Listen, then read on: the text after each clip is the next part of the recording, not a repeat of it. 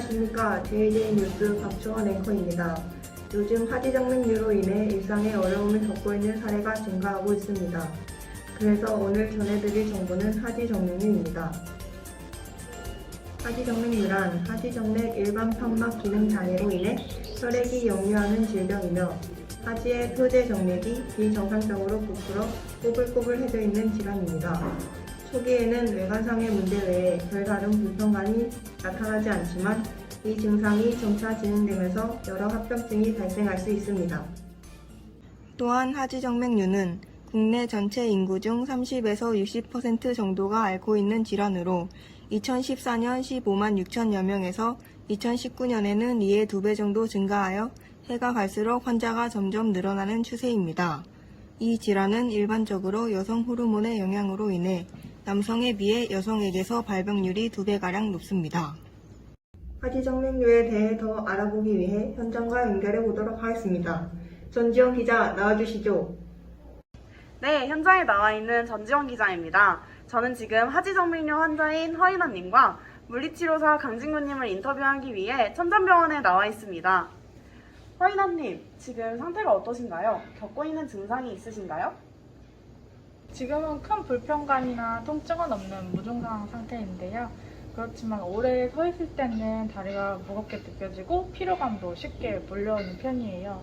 그리고 또 잘 때 쑤시는 통증이 가끔 나타나서 잠을 설치는 경우도 많습니다. 그리고 또 종아리에 푸르스름한 혈관들이 자꾸 보이니까 그것 때문에 짧은 옷을 입을 때나 종아리가 드러날 때 많이 신경이 쓰입니다. 그렇군요. 하지정맥류는 어떠한 이유로 걸리게 되셨나요? 저는 고등학교 교사로 재직을 하고 있는데요. 아무래도 직업상 오래 서서 일을 하기도 하고 요즘 또 아이들 입시 기간이라 개인 시간을 가지거나 따로 운동할 시간을 가지기가 힘들어서 증상이 조금 악화되고 있는 것 같습니다. 여기서 잠깐!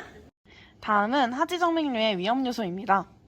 하지정맥류의 위험 요소에는 연령, 인종, 성별, 호르몬제, 경국 피임약 복용 등이 있으며 유전력, 비만, 장기간의 직립자세, 직업력, 운동 및 근력 부족도 포함됩니다. 하지정맥류의 추가적인 증상에 대해 설명해 드리겠습니다.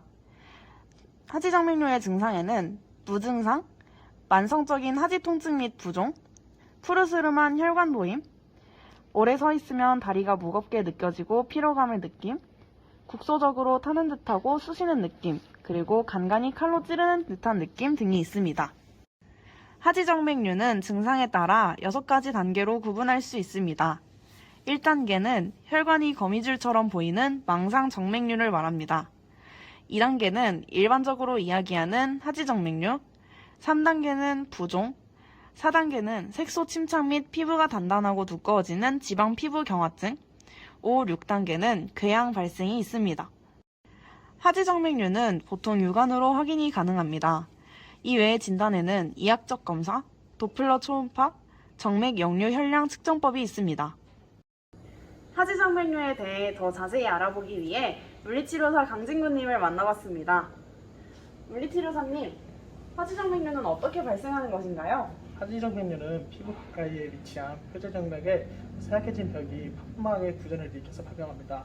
또 심부정맥과 표제정맥을 연결하는 관통정맥의 구전으로 인하여 운동성 역류가 생겨서 발병하기도 합니다. 또 노화가 진행되면서 혈관의 탄력성이 감소하여 정맥 직경의 수축과 이완이 원활하게 일어나지 않아서 판막 사이에 간격이 벌어지고 그것으로 인해 역류가 발생하는 것입니다. 그럼 하지정맥류를 치료하기 위한 방법에는 어떤 것이 있나요? 하지정맥류를 치료하는 방법에는 수술적 치료, 약물적 치료, 물리치료 이렇게 3가지로 분류됩니다. 여기서 잠깐만! 하지정맥류의 치료에 대해 추가적으로 설명해드리겠습니다. 수술적 치료입니다. 두렁 정맥 제거술, 그 다음에 국소적 정맥류 절제술, 레이저 또는 고주파를 이용한 두렁 정맥, 정맥 내 치료법, 그 다음에 레이저를 이용한 정맥류 제거술이 있습니다. 여기서 대표적인 방법 2가지만 소개해드리겠습니다. 두렁정맥 제거술로 발거술이라고 불리며 두렁정맥 또는 복제정맥이라 부르는 하지의 표재성 정맥 중 가장 굵은 정맥을 수술로 제거하는 방법입니다. 또 레이저를 이용한 정맥류 제거술을 설명해 드리겠습니다. 양측에 발생한 경우나 큰 두렁정맥, 작은 두렁정맥, 모든 연류를 동반한 경우에도 한 번에 시행될 수 있는 장점이 있는 수술입니다. 다음은 하지정맥류 치료의 약물적 치료에 대해 설명해 드리겠습니다. 우선 혈관경화요법, 그 다음에 디오스민, 그리고 센텔라 추출물, 그 다음에 헤파리노이드가 있습니다. 대표적으로는 혈관경화요법이 있습니다. 혈관경화요법이란 정맥류의 경화제라는 정맥을 폐쇄시킬 수 있는 주사를 주입받는 것입니다. 치료 과정에 동원하는 바늘로 찌르는 느낌과 주사약이 들어간 후 타드는 자결감을 느낄 수 있으며 치료 후 수흘 동안은 다리에 부종이 생길 수도 있습니다. 마지막으로 하지정맥류의 물리치료에 대해 살펴보겠습니다. 우선 초음파, 그 다음에 압축요법의 압박 스타킹, 그 다음에 에어펌프, 그 다음에 까치발 들기 동작, 발목 돌리기 및 털기 동작으로 스트레칭 동작이 있습니다. 초음파를 먼저 살펴보겠습니다. 집중된 고강도 초음파로 하지정맥류 환자의 문제가 되는 정맥벽을 파괴하는 데 활용되고 하지정맥류 및 기타 정맥질환을 치료하는 효과적인 수단입니다. 그 다음에 압축요법에는 압박 스타킹과 에어펌프가 있습니다. 하지를 압박을 가하여서 정맥 역류를 감소시키고 부종을 없애는 데 효과적인 방법입니다. 그리고 까치발 들기 동작, 발목 돌리기 및 털기 동작으로 스트레칭 동작으로서 예방을 하는데 하지정맥류에 도움이 됩니다. 이번에는 하지정맥류의 예후에 대해 살펴보겠습니다. 하지정맥류의 수술 후 재발률은 약 3%에서 12% 정도나 된다고 합니다. 그리고 치료법에 따라 예후가 달라진다고 합니다. 우선 먼저 혈관경화요법에 대해 살펴보겠습니다. 주사 부위의 피부 변색, 국소염증 반응, 재발성 거미상 정맥류, 드물게 신부정맥 혈전증, 경화제에 대한 알레르기 반응이 있다고 합니다. 또 복제정맥, 고위 결찰수 및 스트리핑, 정맥류 절제술에 대해 살펴보겠습니다. 수술 부위 출혈 및 염증, 상처 치유 부전, 신부정맥 혈전증, 그리고 재발링 등이 있다고 합니다. 레이저 또는 고주파 치료에 대해 마지막으로 살펴보겠습니다. 정맥의 혈전 발생의 파급으로 인해 신부정맥 혈전증의 가능성이 있으며 또한 복제정맥과 대퇴정맥, 접합부에 존재하는 주요 분지들의 처리가 불가능하여 재개통률이 높고 재발률이 약 25%나까지 도달한다는 보고가 있습니다.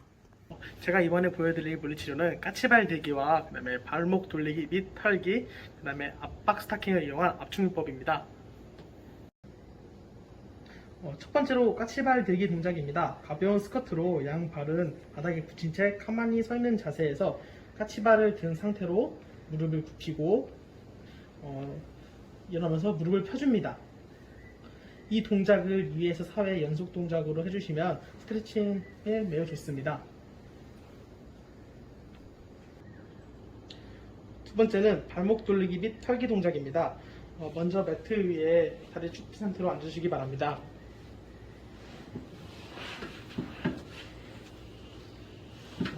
왼쪽 다리를 오른쪽 무릎 위로 올린 다음에 오른손으로 왼발을 잡고 오른손으로 발목을 돌려줍니다. 똑같이 반대편도 같은 방법으로 실시하여 돌려줍니다. 이 동작을 여러 번 반복해서 스트레칭 해주는 것이 좋습니다.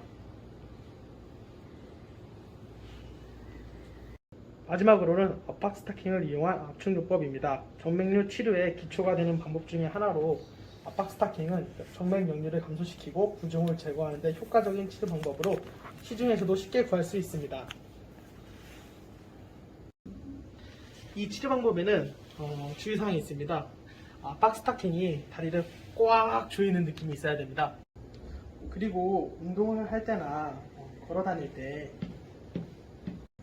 특히 한 곳에 오래 앉아 있거나 서 있는 경우에는 항상 압박 스타킹을 착용해야 합니다.